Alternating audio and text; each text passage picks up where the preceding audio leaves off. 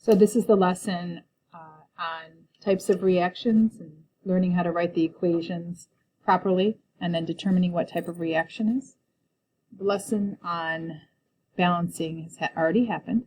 What you're going to need out is a periodic table, and if you haven't memorized your polyatomics, you want to make sure that you have polyatomics as well. So let's write this proper reaction out. It says, write the equation for each material and balance. For each reaction, write what type of reaction it is. So first we start off with tin. Tin we can look up on the periodic table. It is Sn. It is a solid metal. So we're going to start by using our little symbols, S for solid. With, we're going to use that plus symbol. Chlorine gas is one of our diatomic elements, so it's Cl2. And we have little g because it's represented that it's a gas form. It's to form. So then we can put the arrow there. And this is where we need to remember what the 4 represents. 4 represents that tin is a +4 charge. When we crisscross the charges of chlorine, which is a -1, so let me just do the work really quick here.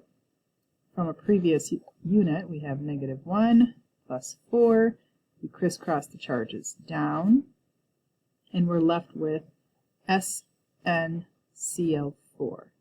And when we mix these two together, we actually form something called aqueous ions that are made in a little beaker. So what that looks like is that we have a little beaker here, we have a bunch of Sn plus 4s and Cl minus 1. So this is what aqueous actually states.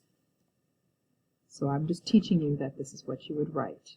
When you're looking at the reaction, you're adding 2 reactants together. So you have one reactant and another reactant, and it's leading or forming a little bit bigger product, and that is then called a synthesis reaction.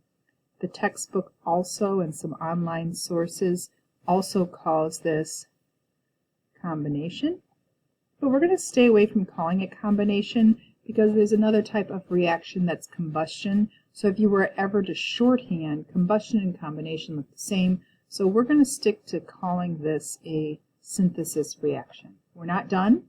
All reactions, because of the law of conservation of mass, that we can't create or destroy atoms, we must balance.